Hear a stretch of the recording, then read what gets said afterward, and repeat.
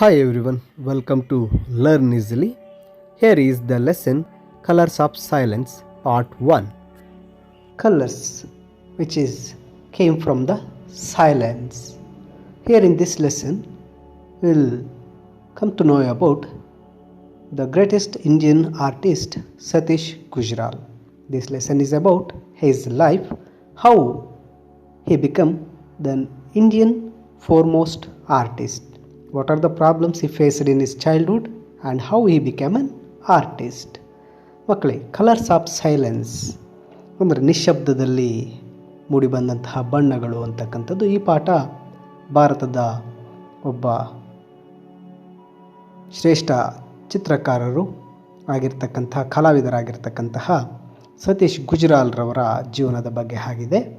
ಚಿಕ್ಕ ವಯಸ್ಸಿನಲ್ಲೇ ಅವರು ಅನುಭವಿಸಿದ ತೊಂದರೆಗಳೇನು, ಅವರು ಹೇಗೆ ಒಬ್ಬ ಚಿತ್ರಕಾರರಾಗಿ ಬದಲಾವಣೆ ಹೊಂದಿದರು, ಅವರ ಜೀವನದಲ್ಲಿ ನಡೆದ ಘಟನೆಗಳ ಬಗ್ಗೆ ಈ ಪಾಠ ನಮಗೆ ಕೊಟ್ಟಿದ್ದಾರೆ. Now let us begin the lesson colours of silence. Here in this lesson Satish has in a boyhood he met a biggest accident in his life. Once in the evening his friend came to meet him. His friend Surender came to meet Satish in evening and he asked Satish, Satish, why didn't you come to school today? Satish, ಇವತ್ತು ಯಾಕೆ ನೀನು ಸ್ಕೂಲ್ಗೆ ಬಂದಿಲ್ಲ ಅಂತ ಸುರೇಂದರ್ ಸತೀಶನ್ನು ಕೇಳ್ತಾನೆ. Satish was lying on the bed ಮೇಲೆ ಮಲಗಿರ್ತಾನೆ. ಇದನ್ನು ಕೇಳಿಸ್ಕೊಂಡಂಥ Satish reply ಮಾಡೋಕ್ಕೆ ಹೋಗೋದಿಲ್ಲ. ಸುರೇಂದರ್ ಇದನ್ನೇ 2-3 ಬಾರಿ ಈ ಪ್ರಶ್ನೆಯನ್ನು ಕೇಳಿರ್ತಾನೆ. Then Satish replied that no, I am not well, replied Satish. Of late he had been down with something or other. No, I am not well ಅಂದರೆ ನನಗೆ ಮೈಗೆ ಹುಷಾರಿಲ್ಲ ಅಂತ ಸತೀಶ್ ರಿಪ್ಲೈ ಕೊಡ್ತಾರೆ.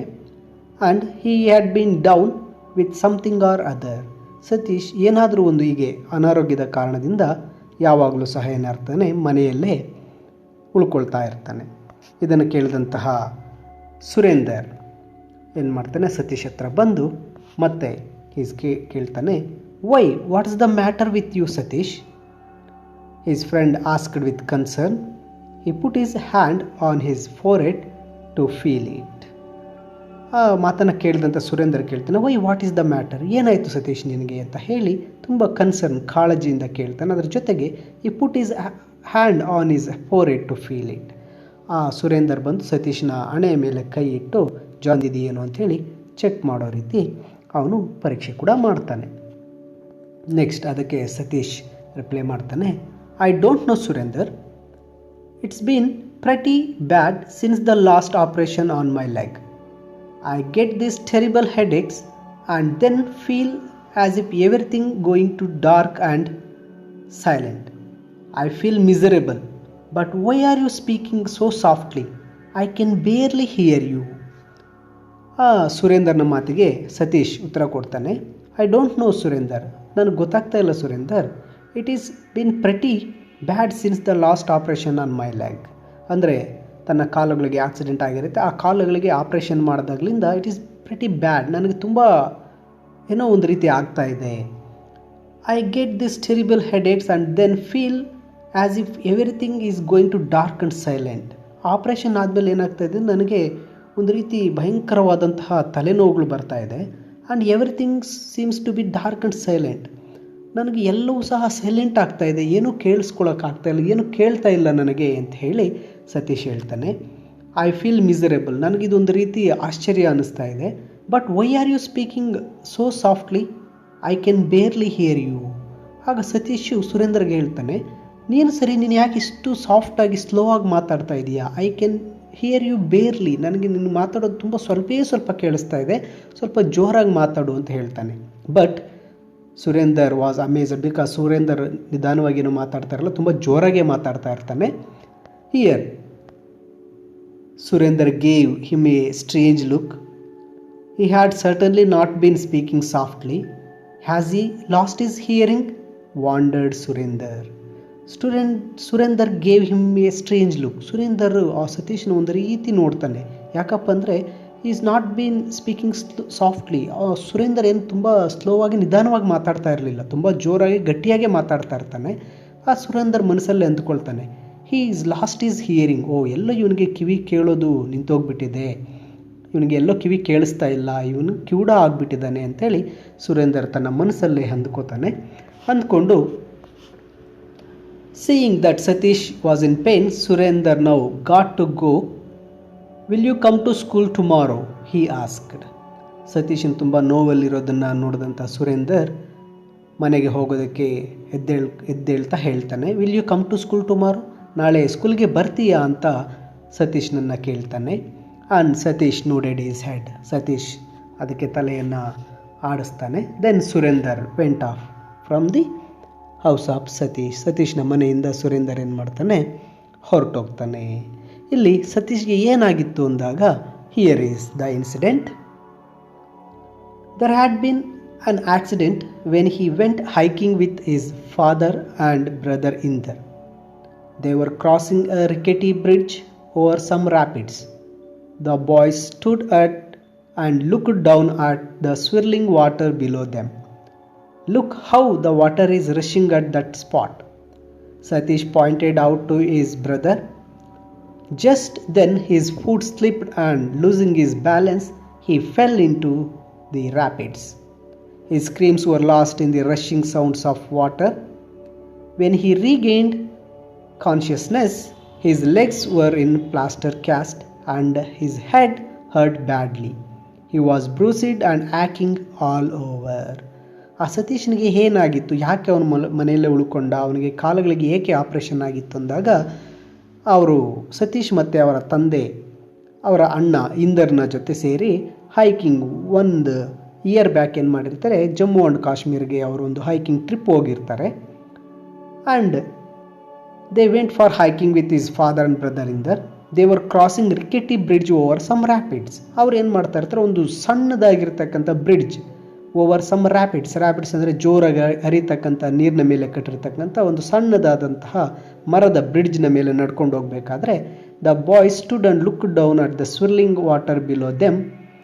ಆ ಇಬ್ಬರು ಮಕ್ಕಳು ಏನು ಮಾಡ್ತಾರೆ, ಆ ಬ್ರಿಡ್ಜ್ನ ಮಧ್ಯದಲ್ಲಿ ನಿಂತ್ಕೊಂಡು ಕೆಳಗಡೆ ನೀರು ಹರಿತಕ್ಕಂಥ ನೀರಲ್ಲಿ ಸ್ವಿರ್ಲಿಂಗ್, ನೀರು ಸುಳಿಯಾಗಿ ಸುತ್ತಾ ಇರ್ತಕ್ಕಂಥದ್ದನ್ನು ನೋಡಿಕೊಂಡು ಮಾತಾಡ್ತಾ ಇರ್ತಾರೆ. Look how the water is rushing at that spot, Satish pointed out is brother.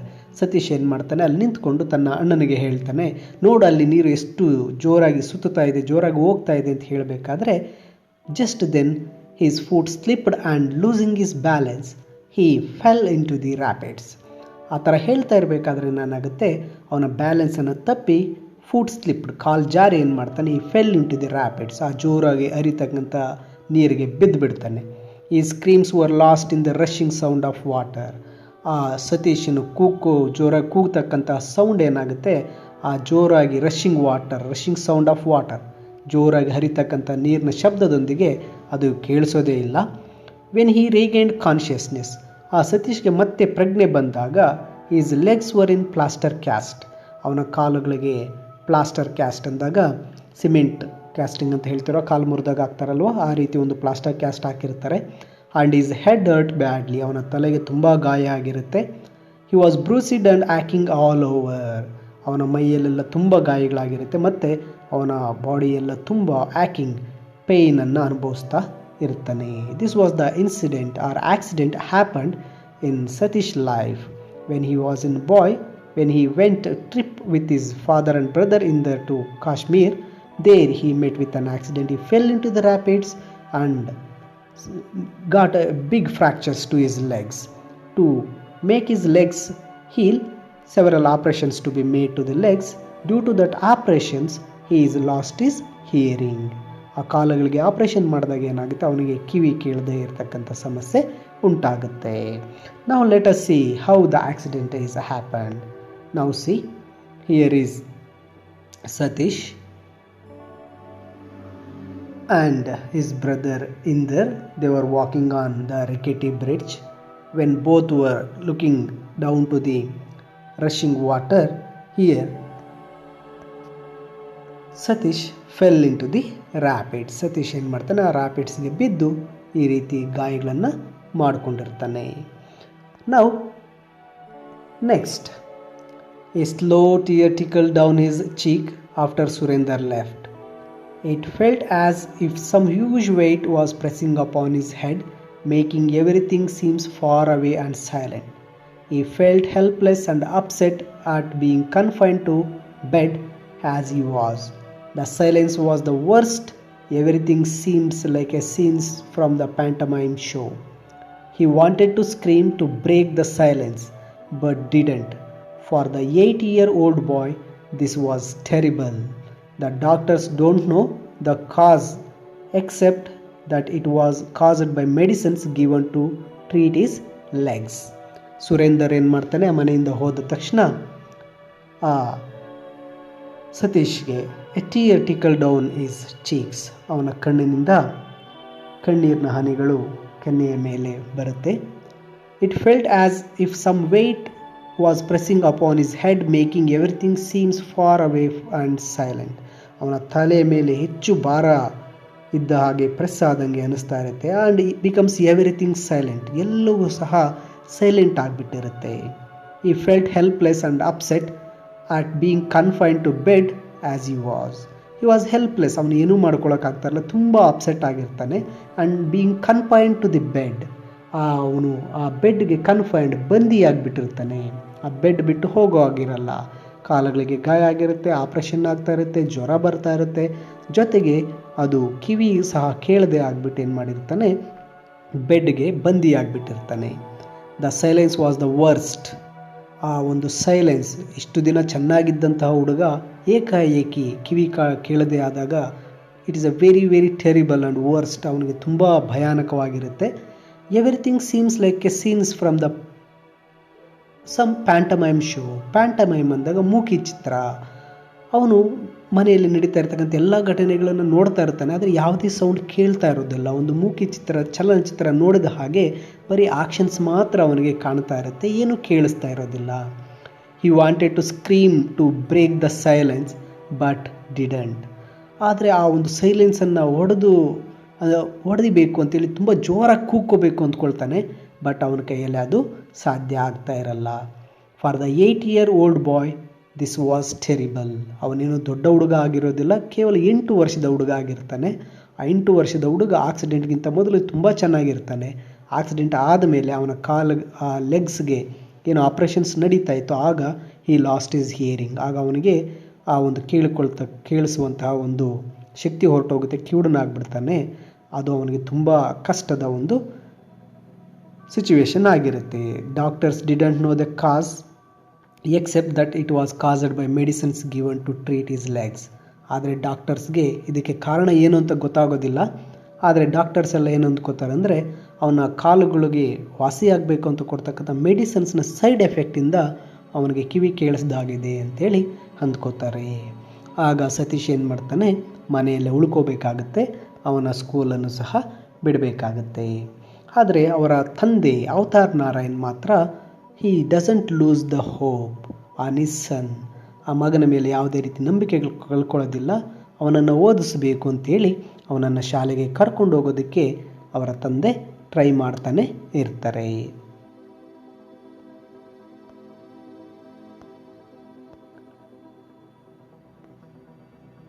Due to his frequent absence and his hearing problem, the school he was attending till then informed his father, Mr. Avatar Narayan, that they couldn't keep Satish.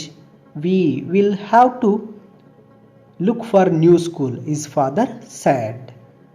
Due to his frequent absence and hearing problem, Satish ಯಾವಾಗ ಪ್ರತಿ ಸಾರಿ ಆ ಒಂದು ಸ್ಕೂಲಿಗೆ absent ಆಗ್ತಾ ಇರ್ತಾನೆ, ಜ್ವರ ಬಂದು ಮನೆಯಲ್ಲಿ ಇರ್ತಾ ಇರ್ತಾನೆ, ಮತ್ತು ಅವನ ಕಿವಿ ಕೇಳದೆ ಇರೋದ್ರಿಂದ ಇದುವರೆಗೂ ಅವನು ಏನು ಸ್ಕೂಲ್ಗೆ ಹೋಗ್ತಾ ಇರ್ತಾನೆ, ಆ ಸ್ಕೂಲ್ನವ್ರು ಹೇಳ್ತಾರೆ, ವಿ ಕುಡಂಟ್ ಕೀಪ್ ಸತೀಶನ್ನು ನಾವು ಸ್ಕೂಲಲ್ಲಿ ಇಟ್ಕೊಳ್ಳೋದಿಲ್ಲ ಅಂತ ಹೇಳಿಬಿಡ್ತಾರೆ. So father said to Satish. ಆಗ ಸತೀಶ್ರವರ ಫಾದರ್ ಮಿಸ್ಟರ್ ಅವತಾರ್ ನಾರಾಯಣ್ ಸತೀಶ್ಗೆ ಹೇಳ್ತಾರೆ, we will look for the new school he said. ನಾವು ಹೊಸ ಸ್ಕೂಲನ್ನು ನೋಡ್ಕೊಳ್ಳೋಣ ಮಗನೇ ಅಂತ ಹೇಳಿ ಸತೀಶ್ಗೆ ಅವರ ತಂದೆ ಹೇಳ್ತಾರೆ. ಆ ತಂದೆ ಸತೀಶ್ನನ್ನು ಕರ್ಕೊಂಡು ಬೇರೆ ಬೇರೆ ಶಾಲೆಗೆ ಕರ್ಕೊಂಡು ಹೋಗ್ತಾರೆ.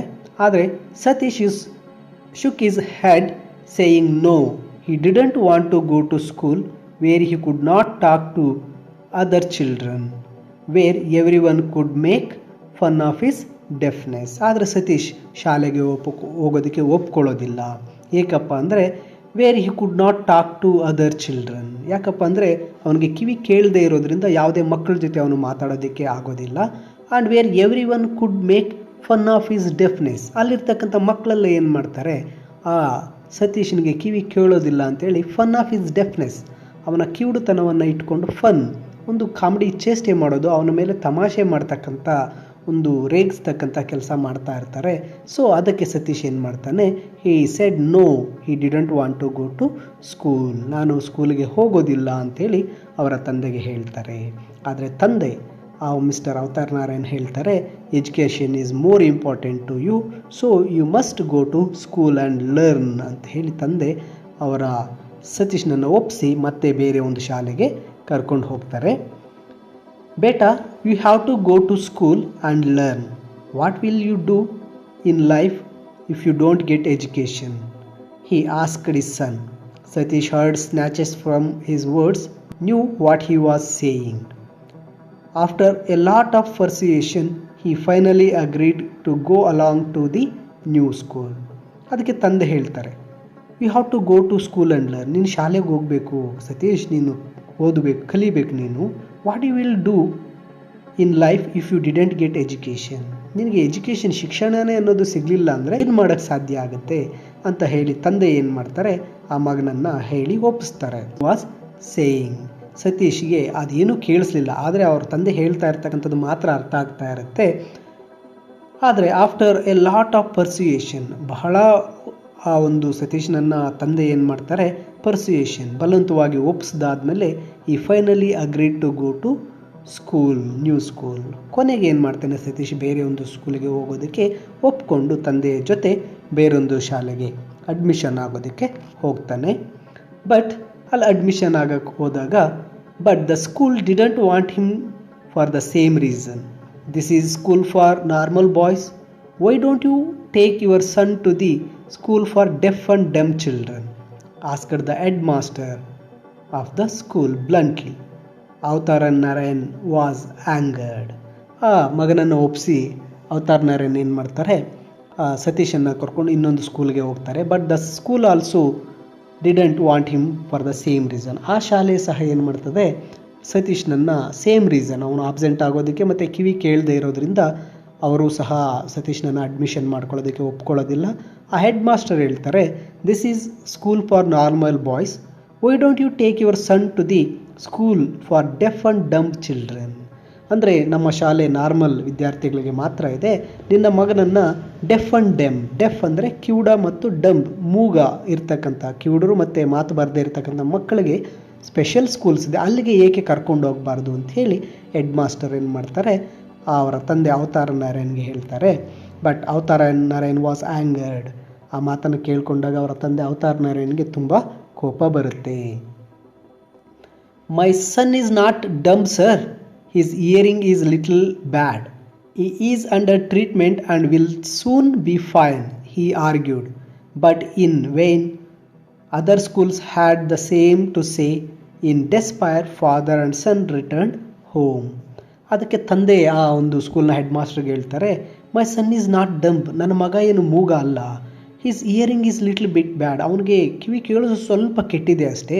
Is under treatment, he will be soon fine, ಅವನಿಗೆ ಟ್ರೀಟ್ಮೆಂಟ್ ಕೊಡಿಸ್ತಾ ಇದ್ದೀವಿ, ಬಹಳ ಬೇಗ ಅವನಿಗೆ ಅದು ವಾಸಿ ಆಗಿಬಿಡುತ್ತೆ ಅಂತೇಳಿ ಈ ಆರ್ಗ್ಯೂಡ್, ತುಂಬ ಆರ್ಗ್ಯೂ ಮಾಡ್ತಾರೆ. ಬಟ್ ಇನ್ ವೇನ್, ಆದರೆ ಅದೆಲ್ಲ ಏನಾಗುತ್ತೆ, ಯೂಸ್ಲೆಸ್, ಏನು ಸಹ ವರ್ಕೌಟ್ ಆಗೋದಿಲ್ಲ. Then other schools also same to say. In despair father and son returned home. ಅವರು ಯಾವುದೇ ಶಾಲೆಗೆ ಹೋದರೂ ಸಹ ಎಲ್ಲರೂ ಸಹ ಇದನ್ನೇ ಹೇಳ್ತಾರೆ, ಅವನಿಗೆ ಸರಿಯಾಗಿ ಶಾಲೆಗೆ ಬರೋದಿಲ್ಲ, ಕಿವಿ ಕೇಳೋದಿಲ್ಲ, ಮಾತು ಬರ್ತಾ ಇಲ್ಲ ಅಂದಾಗ ನಮ್ಮ ಶಾಲೆಗೆ ಸೇರಿಸ್ಕೊಳ್ಳೋದಿಲ್ಲ ಅಂಥೇಳಿ ಎಲ್ಲ ಶಾಲೆಗಳು ಅವನಿಗೆ ಒಂದು ಅಡ್ಮಿಷನನ್ನು ಕೊಡೋದಿಲ್ಲ. ಇನ್ ಡೆಸ್ಪೈರ್, ತುಂಬ ನಿರಾಸೆಯಿಂದ ತಂದೆ ಮತ್ತು ಮಗ ಏನು ಮಾಡ್ತಾರೆ, ಮನೆಗೆ ರಿಟರ್ನ್ ಆಗ್ತಾರೆ. ರಿಟರ್ನ್ ಆದಮೇಲೂ ಸಹ ಅವರು ಮನೆಯಲ್ಲಿ ಸುಮ್ಮನೆ ಇರೋದಿಲ್ಲ. ಫಾದರ್ ಮತ್ತು ಅವರ ಅಣ್ಣ ಇಂದರ್ ಏನು ಮಾಡ್ತಾರೆ, ಸತೀಶನ ಜೊತೆ ಕೂತ್ಕೊಂಡು ಸತೀಶನಿಗೆ ಪ್ರೊನೌನ್ಸಿಯೇಷನನ್ನು ಹೇಳ್ಕೊಡೋದು, ವರ್ಡ್ಸ್ ಪ್ರಾಕ್ಟೀಸನ್ನು ಮಾಡೋದು, ಮನೆಯಲ್ಲಿ ಅವನಿಗೆ ಮಾತಾಡೋದಕ್ಕೆ ಪ್ರಾಕ್ಟೀಸಸ್ಸನ್ನು ಕೊಡ್ತಾ ಇರ್ತಾರೆ. His brother Inder sat for hours with him and talked to him, teaching him words and pronunciation. Unable to bear the taunts and teasings of the children in the neighborhood, Satish even avoided going out to play. His father and Inder spent time with him every day, talking to him, trying to teach him things. If you want to get on in life, you have to read a lot. You can learn a great deal of things just by reading, his father told Satish, giving him an armful of books. ಸತೀಶ್ನ ಅಣ್ಣ ಏನು ಮಾಡ್ತಾರೆ, ಸತೀಶ್ ಜೊತೆ hours ಗಟ್ಟಲೆ ಕೂತ್ಕೊಂಡು teaching him words and pronunciation, ಅವನಿಗೆ ಪದಗಳು ಮತ್ತು ಉಚ್ಚಾರಣೆಯನ್ನು ಹೇಳ್ಕೊಳ್ತಾರೆ. Unable to bear the taunts and teasing of the children in the neighbourhood, Satish even avoided going out to play. ಆ ನೈಬರ್ಹುಡ್ ಅಕ್ಕಪಕ್ಕದ ಮಕ್ಕಳು ಏನು ಮಾಡ್ತಾರೆ, ಟಾಂಟ್ಸ್ ಆ್ಯಂಡ್ ಟೀಸಿಂಗ್, ಅವನನ್ನು ಚೇಷ್ಟೆ ಮಾಡೋದು, ಅವನನ್ನು ರೇಗಿಸ್ತಕ್ಕಂಥದ್ದು, ನಿನ್ನ ಕಿವುಡ ಮೂಗ ಅಂತಕ್ಕಂಥದ್ದನ್ನ ಈಸ್ ಅನೇಬಲ್ ಟು ಬಿಯರ್, ಅದನ್ನ ಸಹಿಸ್ಕೊಳ್ಳೋಕೆ ಆಗೋದಿಲ್ಲ ಸತೀಶನಿಗೆ. So he avoided to going out also play, ಆದ್ದರಿಂದ ಅವನು ಹೊರಗಡೆ ಹೋಗಿ ಆಡೋದನ್ನು ಸಹ ಬಿಟ್ಬಿಟ್ಟು ಮನೆಯಲ್ಲೇ ಇರೋದಕ್ಕೆ ಟ್ರೈ ಮಾಡ್ತಾನೆ. His father and Inder spend time with him every day, talking to him, teaching to him things. ಅವನು ಮನೆಯಲ್ಲೇ ಇರೋದರಿಂದ ತಂದೆ ಮತ್ತು ಅವರ ಅಣ್ಣ ಇಂದರ್ ಬಹಳ ಸಮಯ ಸತೀಶನ ಜೊತೆ ಕಳೆದು ಅವನಿಗೆ ಮಾತಾಡ್ತಕ್ಕಂಥದ್ದು ಮತ್ತು ಅವನಿಗೆ ಬಹಳಷ್ಟು ವಿಷಯಗಳನ್ನು ಕಲಿಸೋದಕ್ಕೆ ಟ್ರೈ ಮಾಡ್ತಾರೆ. ಅವರ ತಂದೆ ಹೇಳ್ತಾರೆ, if you want to get on life, ನೀನು ಈ ಲೈಫಲ್ಲಿ ಏನಾದರೂ ಸಾಧನೆ ಮಾಡಬೇಕಾದ್ರೆ you have to read a lot, ನೀನು ಬಹಳ ಚೆನ್ನಾಗಿ ಓದಬೇಕು. You can learn a great deal of things just by reading, ನೀನು ಪುಸ್ತಕಗಳನ್ನು ಓದೋದ್ರಿಂದ ಸಹ ಬಹಳಷ್ಟು ವಿಷಯಗಳನ್ನು ಕಲಿಬೋದು ಅಂತ ಹೇಳಿ his father giving him an armful of books, ಸತೀಶ್ಗೆ ಏನು ಮಾಡ್ತಾರೆ, ಬೇಕಾದಷ್ಟು ಪುಸ್ತಕಗಳನ್ನು ತಂದು ಸತೀಶನಿಗೆ ಓದೋಕ್ಕೆ ಕೊಡ್ತಾರೆ. ಆ ಸತೀಶ್ ಹುಡುಗ ಏನು ಮಾಡ್ತಾನೆ, ಅಕ್ಕಪಕ್ಕದವರು ಅವನನ್ನು ಚೇಷ್ಟೆ ಮಾಡೋದ್ರಿಂದ, ಕಿವುಡ ಮೂಗ ಅಂತೇಳಿ ರೇಗಿಸೋದ್ರಿಂದ ಅಥವಾ ತಮಾಷೆ ಮಾಡೋದ್ರಿಂದ ಮನೆಯಿಂದ ಹೊರಗಡೆ ಹೋಗದೆ ಮನೆಯಲ್ಲೇ ಕೂತ್ಕೊಂಡು ಏನು ಮಾಡ್ತಾನೆ, ತಂದೆ ಕೊಟ್ಟಂಥ ಬುಕ್ಸ್ಗಳನ್ನೆಲ್ಲ ಓದಿ ಆ ಒಂದು ಬುಕ್ಸ್ನಲ್ಲಿರ್ತಕ್ಕಂಥ ಜ್ಞಾನವನ್ನು ಪಡೆಯೋದಕ್ಕೆ ಶುರು ಮಾಡ್ಕೊಳ್ತಾನೆ. ಅದರಿಂದ ಅವನಿಗೆ ಹೊಸ ಒಂದು ಪ್ರಪಂಚವೇ ಓಪನ್ ಆದಂಗೆ ಆಗುತ್ತೆ. ಈ read all those books in a great deal of interest, and he learned many things also, and he became an voracious reader. ಅವನು ಸಹ ಬಹಳ ಬುಕ್ಸನ್ನು ಓದೋದಕ್ಕೆ ಸತೀಶ್ ಶುರು ಮಾಡ್ತಾರೆ. Another bout of fever stuck and Satish was confined to bed. All he could do was sit and stare out of the window or read. He felt lonely and full of despair at his flight. ಹೀಗಿರಬೇಕಾದ್ರೆ ಮತ್ತೊಂದು ಸಲ ಈ was struck with fever, ಮತ್ತೊಂದು ಸಲ ತುಂಬ ಜ್ವರ ಬರುತ್ತೆ. He confine to bed, ಮತ್ತೆ bed ಮೇಲೇ ಇರಬೇಕಾಗತ್ತೆ. All you would do was sit and stare out of the window or read. ಅವನು ಏನು ಮಾಡ್ಬೋದಾಗಿತ್ತಪ್ಪ ಅಂದರೆ ಆ ರೂಮಲ್ಲಿ ಬೆಡ್ ಮೇಲೆ ಕುತ್ಕೊಂಡು ಓದ್ಕೋಬಹುದಾಗಿತ್ತು, ಅಥವಾ ಆ ರೂಮ್ಗೆ ಇದ್ದಂಥ ಒಂದು ಕಿಟಕಿಯ ಮುಖಾಂತರ ಹೊರಗಡೆ ನೋಡ್ಬೋದಾಗಿತ್ತು, ಅಷ್ಟೇ ಹೊರತು he can't do anything. He felt lonely and full of despair at his plight. ಅವನಿಗೆ ತುಂಬ ಏಕಾಂಗಿ ಒಂದು ಚಿಂತೆ ಕಾಡ್ತಾ ಇರುತ್ತೆ. And despair at his plight, ತನಗೆ ಆಗಿರ್ತಕ್ಕಂಥ ಒಂದು ಈ ಸ್ಥಿತಿಗೆ ತುಂಬ ಒಂದು ನಿರಾಸೆ, ದುಃಖವನ್ನು ಸತೀಶ್ ಅನುಭವಿಸ್ತಾ ಇರ್ತಾನೆ. ಹೀಗೆ ಆ ಬೆಡ್ ಮೇಲೆ ಕೂತು ಒಂದು ದಿವಸ ವಿಂಡೋ ಮುಖಾಂತರ ಹೊರಗಡೆ ನೋಡಬೇಕಾದ್ರೆ there is an incident happened which changes the life of Satish. ಸತೀಶ್ನ ಒಂದು ಲೈಫನ್ನು ಚೇಂಜ್ ಮಾಡ್ತಕ್ಕಂಥ ಒಂದು ಇನ್ಸಿಡೆಂಟ್ ನಡೆಯುತ್ತೆ. ಅದು ಏನು ಅಂತ ನೋಡೋಣ.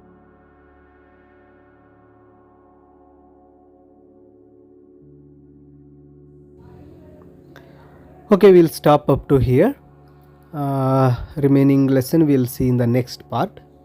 ಈ ಒಂದು ಇದುವರೆಗೂ ನಡೆದಂತಹ ಈ ಪಾಠಕ್ಕೆ some of the questions are here. Why was Satish confined to bed? What was the worst thing for him? Why was it so? ಅಂದರೆ ಸತೀಶ್ ಯಾಕೆ ಬೆಡ್ಗೆ ಕನ್ಫೈನ್ ಆಗಿರ್ತಾರೆ, ಬೆಡ್ನಲ್ಲೇ ಇರ್ತಾರೆ, ಏನಾಗಿತ್ತು? ಇದಕ್ಕೆ ಪ್ಯಾರಾ ನಂಬರ್ 12ಅಲ್ಲಿ ಆನ್ಸರ್ ಇದೆ. The schooling you was attending informed Satish father something. Can you say what it was? ಇಲ್ಲಿ ಅವರು ಸತೀಶ್ರವರು ಹೋಗ್ತಾ ಇದ್ದಂಥ ಒಂದು ಶಾಲೆಗೆ ಹೋದಾಗ ಆ ಶಾಲೆಯವರು ಸತೀಶ್ ತಂದೆಗೆ ಏನೋ ಒಂದು ಹೇಳಿರ್ತಾರೆ, ಅದು ಏನು ಅಂತಕ್ಕಂಥದ್ದನ್ನು ಬರೀಬೇಕು. How Satish met with an accident, how it affects on his schooling. ಸತೀಶ್ರವರು ಹೇಗೆ ಒಂದು ಅಪಘಾತಕ್ಕೆ ಒಳಗಾಗ್ತಾರೆ, ಅದು ಅವರ ಒಂದು ಶಾಲೆಯ ಮೇಲೆ ಯಾವ ರೀತಿ ಪರಿಣಾಮವನ್ನು ಬೀರುತ್ತೆ. Satish did not want to go to new school. What was the reason? Satish ಹೊಸ ಶಾಲೆಗೆ ಹೋಗೋದಕ್ಕೆ ಇಷ್ಟಪಡೋದಿಲ್ಲ. ಅದಕ್ಕೆ ಕಾರಣ ಏನು? How did Satish brother Inder try to help him? Satish ರವರಿಗೆ ಅವರ ಅಣ್ಣ ಇಂದರ್ ಯಾವ ರೀತಿ ಸಹಾಯವನ್ನು ಮಾಡ್ತಾ ಇರ್ತಾರೆ. What were the pastime activities of Satish at home? ಶಾಲೆಗೆ ಹೋಗದೆ ಮನೆಯಲ್ಲೇ ಇರಬೇಕಾದ್ರೆ ಆ ಸತೀಶ್ ರವರ ಮನೆಯ ಚಟುವಟಿಕೆಗಳು ಹೇಗಿತ್ತು, ಅವರು ಟೈಮ್ ಪಾಸ್ ಮಾಡೋಕ್ಕೆ ಏನು ಮಾಡ್ತಾ ಇದ್ರು ಅಂತಕ್ಕಂತಹ ಪ್ರಶ್ನೆಗಳು. ಈ ಪ್ರಶ್ನೆಗಳಿಗೆ ಇದುವರೆಗೂ ನಡೆದಿರ್ತಕ್ಕಂತಹ ಈ ಒಂದು ಲೆಸನ್ನನ್ನು ನೋಡಿ, ಅದರ ಜೊತೆಗೆ ನೀವು ಟೆಕ್ಸ್ಟ್ ಬುಕ್ಕನ್ನು ತೆಗೆದು ಆ ಟೆಕ್ಸ್ಟ್ ಬುಕ್ನಲ್ಲಿ ಓದಿ ಈ ಪ್ರಶ್ನೆಗಳಿಗೆ ಆನ್ಸರನ್ನು ಮಾಡಬೇಕಾಗತ್ತೆ. And the next, what happen to Satish, what he saw in the window and how it is changed his life and remaining will see in the next part of this video. And if you want to learn more grammar and the lesson of 10th standard, keep watching Learn Easily channel. If you are not yet subscribed, subscribe to Learn Easily channel and learn the SSLC lessons and grammar of your examination. Thank you for watching.